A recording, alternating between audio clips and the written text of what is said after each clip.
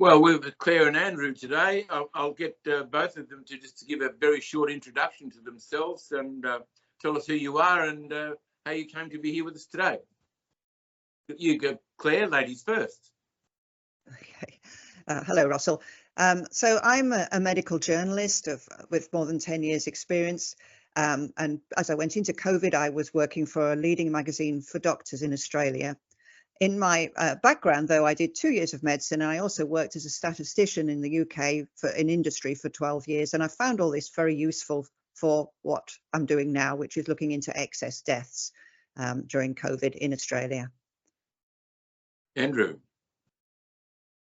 Andrew Madry. I started my career I did a degree in physics and a PhD in the area of acoustics. I worked in the defence industry early in my career.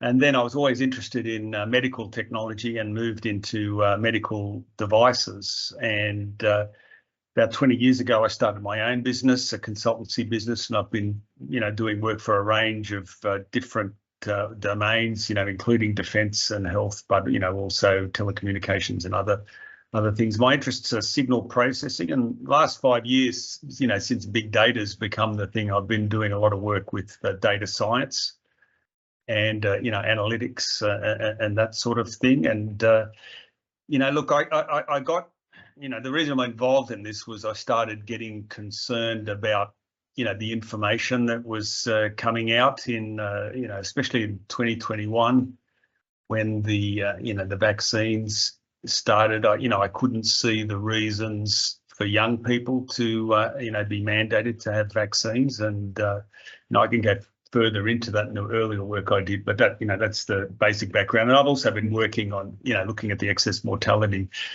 which I think we're going to talk a little bit about more today. So, Claire, how did you become involved in the work you're doing now? So as we went through the pandemic, it was very interesting working as a medical journalist, and I was very keen for the new vaccines, especially as my dad was nearly 90 in the UK and I wanted him to be jabbed. But as right from the beginning of the pandemic, there were little things that just didn't seem quite right. One thing right from the beginning, natural immunity was just kind of being dismissed.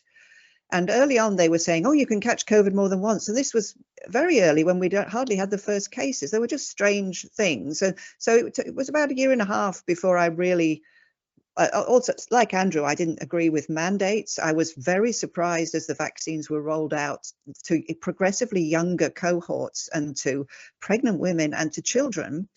I am old enough to remember thalidomide. There was a little boy in the class below me at school who was damaged by thalidomide in his mother's womb. So I'm old enough to remember that. So all sorts of, little odd things that I just dismissed and carried on. But I did eventually leave my job in December 21.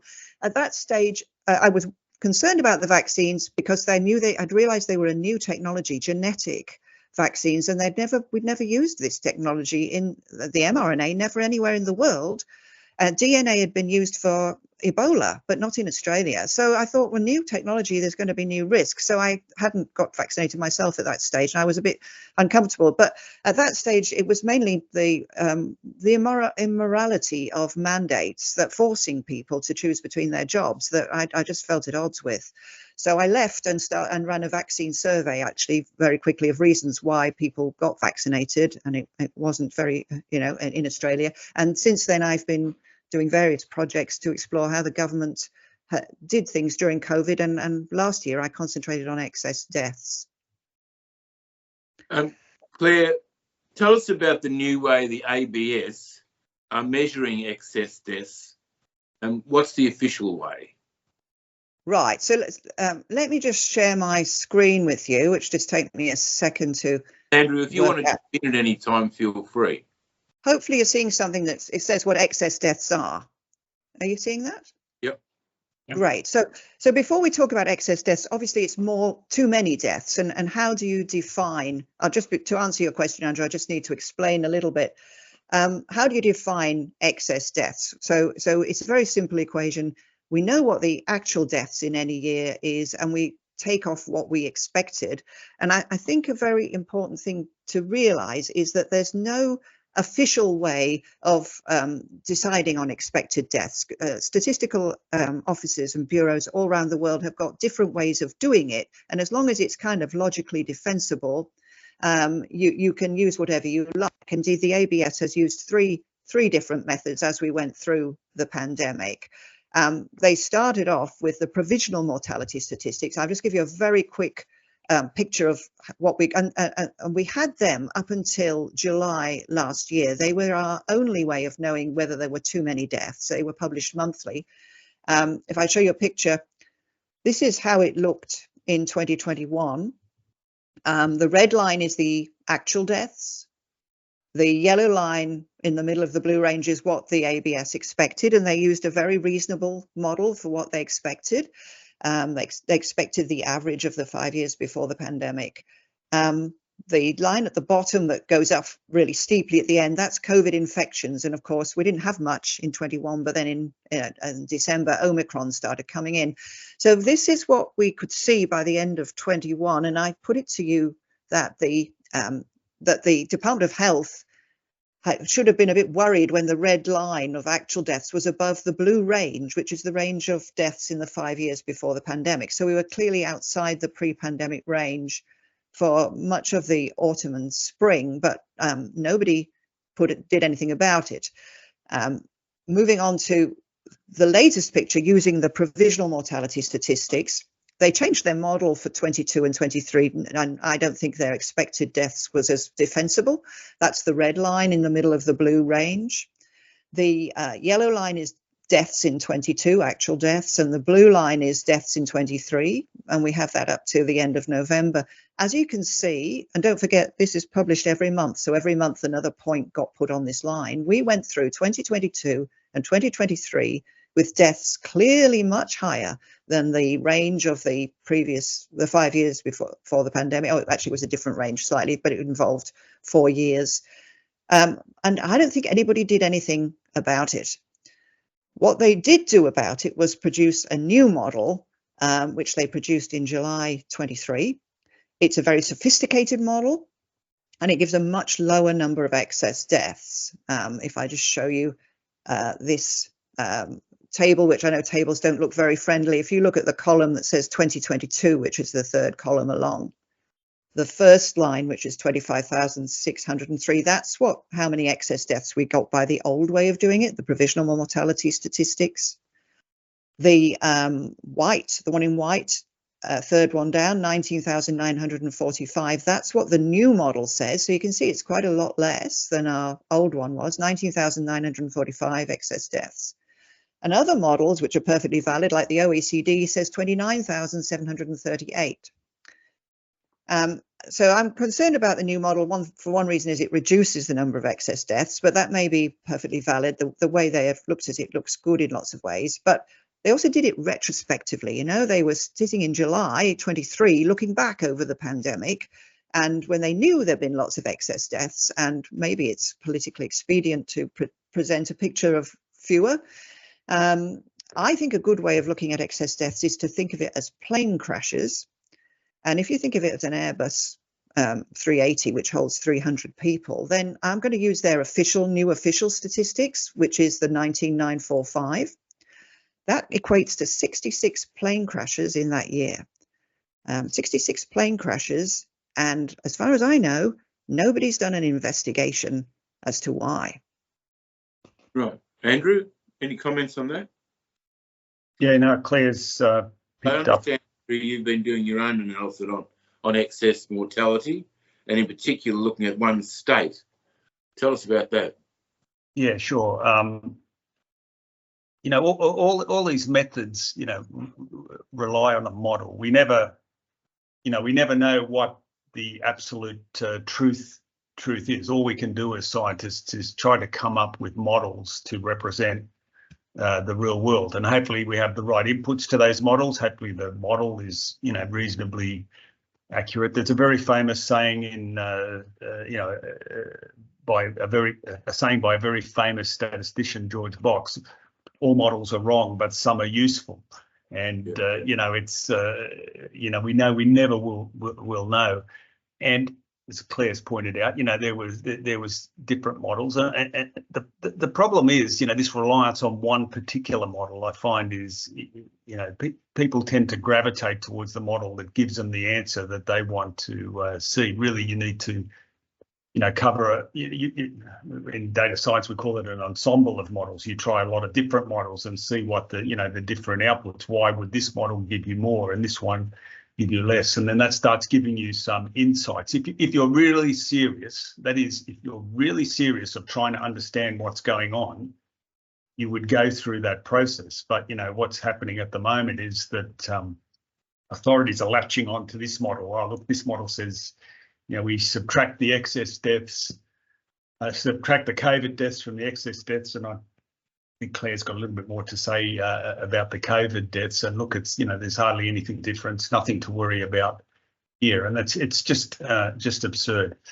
So when it came to excess mortality, the thing that always confounds things is that if you subtract the COVID deaths, we really don't know how many deaths are COVID.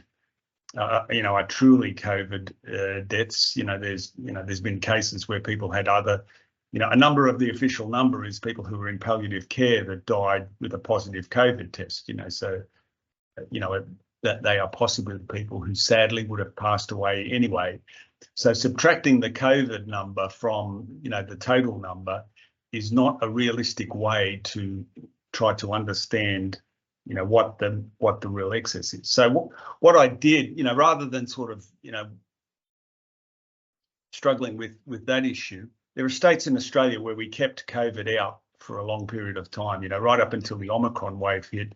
States such as Queensland, South Australia, and even longer, Western Australia kept it out even, a couple of months extra, where we have no COVID, and we can try to see what was going on during that time. So I acquired a set of data from the ABS with fine age ranges for Queensland, because Queensland's, probably the biggest of those states in population that I mentioned, and started looking at that. So we know there was no locally acquired COVID until right at the end of 2021. So, if you hypothesize that, could the vaccines have made a difference? We've got a period from, the beginning of March 2021 right up until the end of 2021, where we can look at mortality and see, were there any changes in patterns? And so I wrote a paper on this for the AMPS publication, titled Too Many Dead, which, we came down to Canberra for when we first met Russell some months ago, when the Australian Medical Professionals Society presented that to various politicians who were showing, fortunately showing concern about this, trend in excess mortality. And I wrote up the detailed analysis on that. Maybe I'll try and share one slide, which sort of gives you the idea of what we found. So this is, I've jumped a lot of steps, but this is looking at what's called the trend. Basically, the line that goes through the middle of the raw mortality data. And I looked at data of older people in Queensland from ages 60 and above. And so you're seeing deaths per week up the left-hand vertical axis. And the things you notice from this is that before the first dotted line, which is marked at March 2021, you see this general trend that the deaths are going down, and that's because in certain ages people are living longer, and we know that's a fact. Better health care, better lifestyle, and so on. There's this general trend that the rate of death is going down per year. Now that also depends on age. To do this analysis properly, you really have to go into the details, and a lot of the details of the models are not the models such as Clare has just spoken about are not available to us. So if you look at the pink curve up the top, that's ages 85 to 89. So you see the trend is going down. Now what I've done is arbitrarily lined all these curves up at the 1st of March 2021, which just happens to be the date that vaccination commenced in Australia. The black line down the bottom is the 95 pluses. Now, you don't see this trend increase in longevity in those really old ages. You know, if we get to 95, we're doing really well. You know, people aren't, you know, living longer past that age. But, you know, around 80, which is around the median age of death, you know, we have an expectation that people are living longer. There's also the age 60 in there's down the bottom. That's pretty flat too. But there's a very obvious inflection in this curve. And between those two dotted lines that I'm showing there, that's from the time vaccination commenced to the first deaths in Queensland from Omicron, you can see the trend starts going up in all those ages. And you know, it's quite alarming in those older ages, like if you looked at the 90, you know, plus 90. But by the end of that year, the trend's gone up above any other value in the previous 5 to 6 years. So these numbers aren't huge. It's not like, you know, hundreds of thousands of people are dying, but the trend is very clear. So, you know, there's very clear trends now. That we got some information. I was involved in the some Queensland doctors put a case against the Queensland Chief Health Officer. They're called the Doctors Against Mandates. And, you know, in that court case, various information was uncovered where we knew when the first COVID deaths occurred. The first actual deaths were mainly of vaccinated elderly people. So we got some insight to what was happening. But, you know, the aim of my analysis was to show, look, this trend, the trends have changed. Something strange has happened.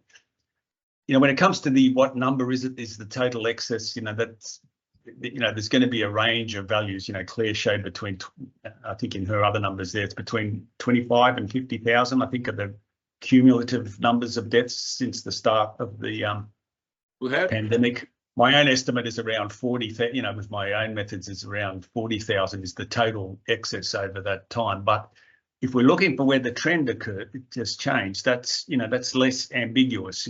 We can sort of see it happen. It started happening about the second quarter of 2021. Second and third quarters is when it started ticking upwards. How do we know, Clare, that that COVID wasn't responsible for all the excess deaths? Right, good question, Russell. So having just heard from Andrew about I've listened to Andrew talk about his work, and there is a whole load of where he takes you through all the way he looked at the data in great detail and with great thought to get to that point. I'd like to show you what's happening with the investigation of those 66 plane crashes in 2022, and it's 99 plane crashes, I think, since the beginning of 2021. So what's being done by the Department of Health and Aged Care and the ABS? Well, this graph is what the new model looks like, and it's the picture they are painting of the pandemic for us. This graph starts in January 20 and it goes up to the 21st of August 23, which is the latest data we have. The new model is a wavy line because they forced something called a sine curve onto it, which we have more deaths in winter usually, but that's one thing I'm concerned about, and Andrew is as well. I know that the actual pattern of seasonality we have is not as sort of mechanical as that. It's a different shape, and that may have affected what this model is using. But the picture they're presenting, and the blue region here is 95% confidence intervals. And so if you look at the yellow line is actual deaths. So as you can see, the yellow line is above the 95% confidence interval, which is the upper range of the wave. From here, it is early 22, late 21 onwards. It doesn't look like it's outside that blue range anywhere except in 2020. Whereas if you remember from the provisional mortality statistics, we had it outside the range in 21 in the autumn and spring. So this paints a different picture. What I'm worried about is, when you look at this graph, they've this is how they're analysing it, which is at a big macro level, just to look at the total numbers, not going into details of age groups within states like Andrew has, and which is what should be done. I think from what Andrew did there, what needs to be done is we need to look at all the other states and all the other age groups and whether there was COVID and see if there's a similar change when the vaccines are rolled out there, and that starts to provide evidence that maybe the vaccines are a problem, or maybe we won't see it, and that means we have to look for something else. So what they did is there's the red line. Now the red line, Russell, I don't know if you see the red line. The red line is the actual deaths minus every possible death from COVID you could include. So it's deaths from COVID where it's the underlying cause on the death certificate, and it's deaths with COVID where they officially died of something else, but they happened to have COVID within the 30 days before they died. And if you take all those deaths off, you get the red line. And I don't know what you think, Russell. What does the red line picture show you as you look back over the pandemic? Well, it shows you nowhere near as many excess deaths. Yes, if we technically, actually, an excess death is when it's above the line in the middle of the wave. But if you say you worry when it's outside the 95% confidence interval, we have hardly any. So I feel that what we're being asked to do with this graph is to say, oh well, once you account for COVID deaths, there's actually nothing to worry about. So we don't need to investigate any further. Yeah. And I think we have to first of all say, is it the ABS's job to do this? They've only explored one hypothesis, which is that COVID is the cause of all excess deaths. And shouldn't the Department of Health and Aged Care be doing something akin to what Andrew is doing, investigating other possibilities, which are that could the vaccines have been part of the problem? Could lockdowns have been part of the problem? So, because the Department of Health have already said the other day to a Senate hearing, look, we believe that all these excess deaths are down to COVID. Yes. So I would like to just take you through some numbers so that we can. Can I just chip in? I just want to make one comment on something Claire's pointed out there. And can you go back to your previous slide, Claire? Yeah. Like you look at that curve, and one of the nonsense statistical arguments that's been made, it was made to I think Senator Roberts from the Moderna representatives, where they're saying, oh, well, there's only 1 point in that region. The red point only goes above the blue line at a couple of spots, and that's true. But those blue margins that they put in apply to 1 week only. Now, if you accumulate, add the amount above the middle line, what's the true baseline, and you keep adding that. If you notice, that red line is just about always above that middle line, and if you keep adding that up, you've got this cumulative excess, and those blue bars don't apply to that cumulative. There's this hidden sort of excess that's just continuing to add on, and these 95% confidence intervals apply to 1 week only, and it's a different thing when you're looking at and people in our field know this, and it's just a nonsense to think that everything's okay because it's stayed within. If you had any sort of process and you're always trending above your your target line, your process is out of control. If it were profit in my previous life, I'd be thrilled. But if that was a loss, the trend would be devastating. Correct. Yes. Correct. Good point. So sorry, Claire, go on. No, that's very good. I'm glad you mentioned that, Andrew. Yeah. So let's look at the whole COVID hypothesis. If we look at this, look at the 2022 column again, which is the third in. So we're going to use their official model of 19,945 excess deaths in 2022. And that, I said, was 66 plane crashes not investigated. Now, from ABS statistics of from and with COVID, that comes to 13,267 deaths. And this is what they are trying to say, we don't need to worry to look any further. So I'm saying even with that, we've still got more than that number. With the 19,945 is about 6,700 more that we haven't explained. But the idea of the deaths from and with is actually against what the WHO said itself. Since 1948, it is said that when we are doing tabulations of death statistics, we must use the underlying cause of death. So that means we don't include deaths with COVID. That's just a nonsense. That's not what the person died from. It's not in the chain of cause of events that killed that person. So we have to remove the deaths with COVID, and the ABS should not be including them on that graph. I think that is misleading. So we take out the deaths with COVID, and so these figures, the 13,267 deaths from and with, and the 2,966, and they're taken from the ABS's own reports on how many people died from and with COVID. So I think we should go down to the line where it says there were 10,301 deaths from COVID, and so at the most we're accounting for 10,301 of the 19,945 deaths. But I think we need to think even harder about this. So the first thing is that I think we should be investigating. We shouldn't just say they died from COVID, we don't need to worry. Why did so many people die from COVID? Do you remember we were told that the vaccines would protect us from severe disease and death? So we need to be sure that we need to look at those deaths from COVID. We need to see and know and be told and release the data. Were those people vaccinated or not vaccinated? If we find that the unvaccinated make up the vast majority of those deaths, then sure enough, then the jabs have worked.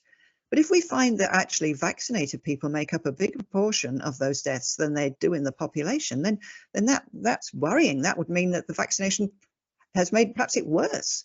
Or we could have a situation where the vaccination has made no change at all. We find exactly the same proportion. So I think the Department of Health and Aged Care they have a duty, after telling us that these vaccines would help, they have a duty to prove to us with the actual raw data for all the COVID deaths that the vaccines did work. So those 10,301 deaths need to be investigated as part of the plane crash investigation, I think. But then there's more, because should we say that every COVID death is an excess death? So an excess death is an unexpected death, someone who has died prematurely. They shouldn't have died in 2022.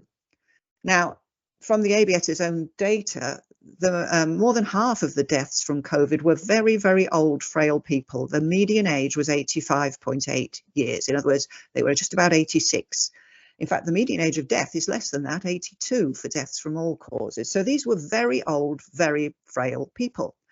Now, the ABS and the Department of Health are saying, but they were all excess deaths. Well, no, those very old, very frail people, many of them, sadly, would have died in 2022 anyway from something else.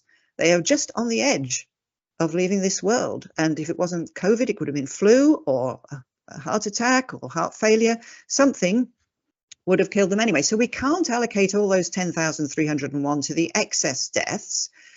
And in fact, from some other work I've been doing on a project called Excess Death Stats, where we've been looking at statistics from different countries. One country we've looked at is Sweden, and that is very interesting because in Sweden in 2020, they didn't have lockdowns and COVID spread through the country. In that year, we calculate that they had 4,369 excess deaths in 2020 in Sweden, compared with the 5 years before the pandemic. But their health agencies report more than 10,000 deaths from COVID. So in other words, there were only 4,000 excess deaths and 10,000 deaths from COVID. And what that means is that only 43% of those deaths from it was from and with COVID they used, only 43% were real excess deaths. So if you use that, I calculate that 5,705 of those were real excess deaths from COVID. So I think we can only take 5,705 off that 19,945. And so that leaves 14,240 deaths that we don't know. Excess deaths, unexpected premature deaths happened in 2022. This is the big picture. We need to ask why. What was it? What were the causes? And we need to be open-minded to possibilities. And we need to do the sort of thing Andrew's done. That's 47 plane crashes not accounted for. So That's how I feel that we should be looking at the COVID deaths. If I can chip in too, again, there, Claire's done a very, sensible thing there to, to make that estimate using that data from Sweden, because, it is a fact that many of the deaths from COVID were sadly people who were close to end of life anyway, and that's the sort of thing that should be done, and estimates like that to say, well, what if analysis, if that was the case, what would the excess be? A way that you pick this up is by accumulating the deaths over time, because the thing is, we see this wave over winter. Maybe some people, they pass away one winter. If they make it through that winter, then maybe it's not the next winter. If we look at the cumulative value over time, those deaths that may have been, it's called the pull forward effect. People who were passed away earlier than they might have. That leads to a deficit later, because then instead of those people dying the next year, they've died they've died earlier. But a fact of life is that we're all going to die at some point, and the closer we get to 100, the more likely it is. And so when you're looking at it, the cumulative, where just adding deaths all the time, what we should be seeing now is, as Claire said, the median age was approximately 86 years old. Those people who died earlier in the pandemic, they may have died a few years later. That should be pulling down. The cumulative should go back. It should go back to zero eventually. And that's sort of being seen in some Eastern European countries at the moment. They had bigger, they've got much poorer healthcare systems than we do in a wealthy country like Australia. But they're seeing this deficit now, where the people who sadly died earlier are not dying now, and so they're in a deficit. So overall, the cumulative value should be going back to this zero value. But from everything we're seeing at the moment, the cumulative value looks like it might be sort of leveling off at the moment, but it's certainly not going back down. There's some warning. There's it's probably more than we can go into here, but there's some strong warnings in the data at the moment. Andrew, is this, when you talked before, is this any use, this slide, to show that? I know you've got that's the one. I think you're showing, but the cumulative value between over the whole pandemic, the cumulative value should, the cumulative excess should be just going above and below zero. In winter times it slightly goes up and it goes down, just bearing above a zero amount. So the cumulative to the excess. End of the cumulative to date of excess deaths is, by the new model, is 24,000 still, 24,351. And I think the COVID deaths official number is 15,000, isn't it? That's the official. I think it's 16. Let me just go to that one. So the COVID deaths from COVID, yes, your cumulative 16,472 deaths from COVID so far. Yeah. So irrespective, there's still about 10,000 deaths. And, given all the uncertainties and what we've seen and, what we've shown today, there's 10,000 is not, that's a number we never go past in normal times. So, there's a number of things. Healthcare systems were completely disrupted. We still, unfortunately, in states like Queensland last week, they're still sacking nurses. It's, you can't expect that healthcare systems are not affected by those sorts of disruptions, by bureaucratic, I can only call it bureaucratic malfeasance, sacking nurses to, at this point in time. And, sacking a few nurses might not seem like a difference, but, in looking at the whole health system, these, any sort of perturbation of a system that's finely balanced can make big difference. So, we've had new medications, we've disrupted health systems, we've created fear in society, and there's a whole bunch of things that need to be looked into. What's the open DAEN? Oh, okay. Thanks for asking about that. So, in the analysis, you look for trying to find causality. Well, could one of those things we just referred to have, been linked to this? And of course, we have the Therapeutic Goods Administration has a system called the Database of Adverse Event Notifications. That's the DAEN, or DANE as we call it. And that's where people report adverse events and deaths that occur, proximal to getting some medicine, and in this case, vaccine. It was the COVID vaccines. The DANE covers all medicines, but we can search just on COVID. And so in my analysis, I looked at that and tried to correlate, were there adverse events happening at the same time as this excess happened? And it is the case. Very quickly, I can say the DANE system, the publicly facing DANE system, is not fit for purpose. There's so many things that are not right about it. It'd be too long to go into this session. But a lot of individuals in Australia have gone and done freedom of information requests. I had to do that myself to find which of the cases were deaths and try to find the date of those deaths. And you saw the trend happening, that it was older people initially that were dying shortly after vaccination. It was more affecting the elderly than the young. There are cases of, 2 young people, I think a 5-year-old and 9-year-old, who had heart attacks shortly after vaccination. They're the ones Dr. Melissa McCann has, dug into and did freedom of information requests. Get current information now to both of you. How do we get in Australia current information in regard to excess deaths? Now, if I'm happy, if it's not the vaccines, they say it's not the vaccines. Well, what is it, and why aren't they asking the question? Yeah, exactly.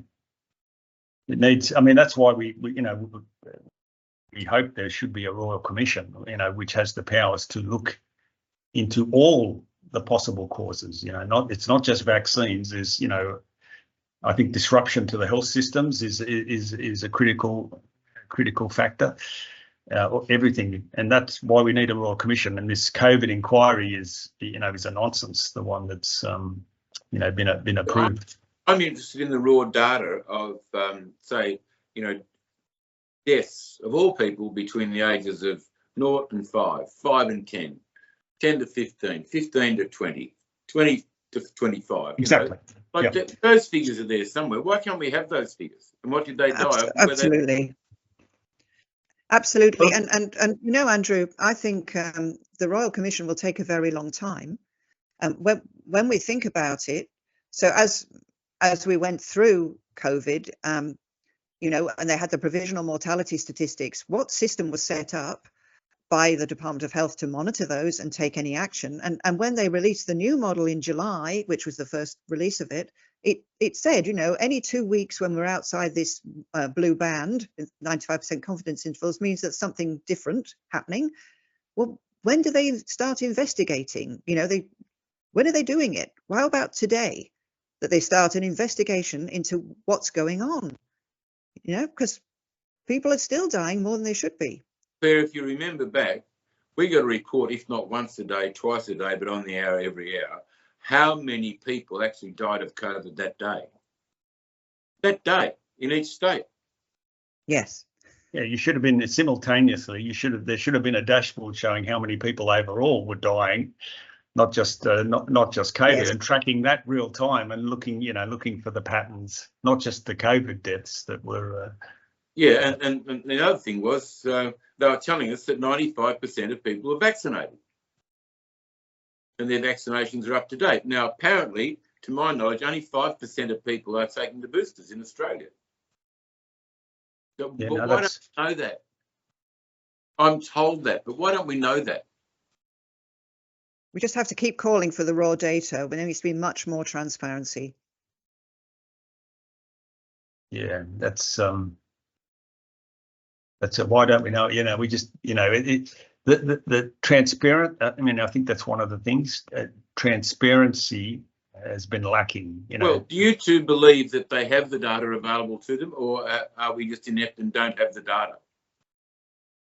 Okay, look, on mortality, the ABS has the has the data that that age data instead of all-cause mortality. There are some complications in that coroners reports are taking a longer time, much longer time than they than I think in normal times. I think that I think there's a backlog, and so they take time to filter in. Over time, they appear. Once the coroner's reports are completed. Data on vaccination is all over the place. We need data on hospitalizations. The lower level data of the causes of the death of COVID. People with COVID. We need all that. I just wanted just to complete that last thing I said when I mentioned the Open Dane. I just wanted to mention, because of the challenges in getting data out of the public-facing TGA site, Open Dane is an initiative by some volunteers that got a whole bunch of the Freedom of Information requests that various individuals did, and have put it all together on a website, and it's called opendane.info. It's led by Sharon Cousins, is the person who's an analyst who's been coordinating all that, and it allows you to go in and do various filtering and get a better view of the data on the adverse events. So that's that's been, that's the sort of thing that's had to happen, is that individuals like Clare, myself, these other people that created the Open Dane have had to go and do this work off their own back to really try to see what's going on, apart from this messaging of the fact that there's no excess other than COVID deaths. It's a bit like men who don't like to go to the doctor in case the doctor finds something wrong with them. That's right. It's like we don't want to go to the data in case we find something we don't want to find. If you don't look. I think governments don't like to go to the doctor and have their possible past mistakes revealed. Or they're getting advice to that. Claire, do you want to wind up for us? I don't quite know what to say. I just hope that we've helped to explain a bit what excess deaths means, and when the ABS says this is the new official way, but doesn't mean that other ways they did it weren't valid, and there aren't other valid ways of doing it. But I think we shouldn't be so much worried about the number. There's a lot, whichever model you use. If you use their new model, it's still 66 plane crashes in 2022, and I think it was I can't remember offhand, but it was 99 since the beginning of 21. So please do the plane crash investigation, government. That's what I would say. Andrew? Look, I just like to say, there's been some welcome things out of all this. New organisations like AMPS, the Australian Medical Professionals Society, a very ethical group of doctors that banded together, and people like Claire and I have been able to work with them. And throughout my career, I found it's always been important to have a multidisciplinary approach. People from Claire and I both have different backgrounds. The doctors in AMPS come from different backgrounds. Medical science group that's come up as well, isn't there, in Australia? The Australians for Science and Freedom, is that that's another welcome sort of group of like-minded academics, professionals, and many doctors are involved in it as well. And so I think that's been a welcome thing, and I think those organisations will be the organic way that we'll really find out by this collaboration of of different people from different backgrounds to really find out what's been going on. So that's been I think that's been a positive thing that's come out. We've seen some organisations leave a lot to be desired, like some of them APRA and other associations. Yeah, we don't knock anybody here. It doesn't do us any good, doesn't do them any good. All we're seeking is the truth, and I believe Australians love the truth. Yeah, we love the truth enough. The truth will come out, and we just got to love the truth. And if we stand on that and keep standing on that, that's where we'll end up, with the truth. So thank you both very much from us for the work that you do. The work you've done, and the work that you will do into the future on our behalf. And Andrew, what you brought to mind was Australians working together in a good cause. What a terrible thing to happen to us. Who'd think? Who would? Thank you both for coming on the program. Our pleasure. Thank you.